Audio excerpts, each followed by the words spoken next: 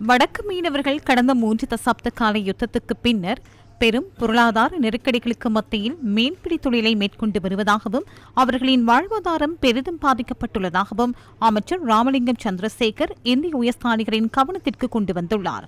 தமிழ்நாட்டு மீனவர்களின் சட்டவிரோத இழுவைப்படி மடகுகளால் கடல் வளம் பெரிதும் பாதிக்கப்படுவதால் அதை கட்டுப்படுத்த நடவடிக்கை எடுக்குமாறு இந்திய உயர்ஸ்தானிகரிடம் கடற்றொழில் அமைச்சர் வேண்டுகோள் விடுத்துள்ளார். இழுவைமடி மீன்பிடி முறை தமிழ்நாட்டிலும் தடை செய்யப்பட்டுள்ளதாகவும் தற்போது மீனவர்களை ஆழ்கடல் மீன்பிடியில் ஈடுபட ஊக்குவித்து வருவதாகவும் இந்திய உயர்ஸ்தானிகர் சந்தோஷ் ஜா பதிலளித்ததாக கடற்றொழில் அமைச்சு விடுத்துள்ள அறிக்கையில் குறிப்பிடப்பட்டுள்ளது.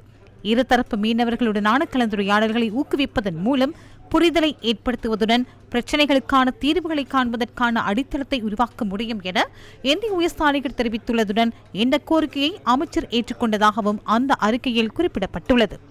நாகப்பட்டினம் காங்கேசன்துறை பயணிகள் கப்பல் சேவை போன்று தலைமன்னார் மற்றும் ராமேஸ்வரத்துக்கு இடையிலான பயணிகள் கப்பல் சேவையை ஆரம்பிப்பது, காங்கேசன்துறை துறைமுகத்தை நவீனமயமாக்குவதற்கான புரிந்துணர்வு ஒப்பந்தம், விரைவாக சரக்கு கப்பல் சேவைகளை ஆரம்பிப்பதற்கான சாத்தியக்கூறுகள் குறித்தும் இந்திய உயர்ஸ்தானிகர் கேட்டறிந்ததாக கடற்றொழில் அமைச்சு குறிப்பிட்டுள்ளது.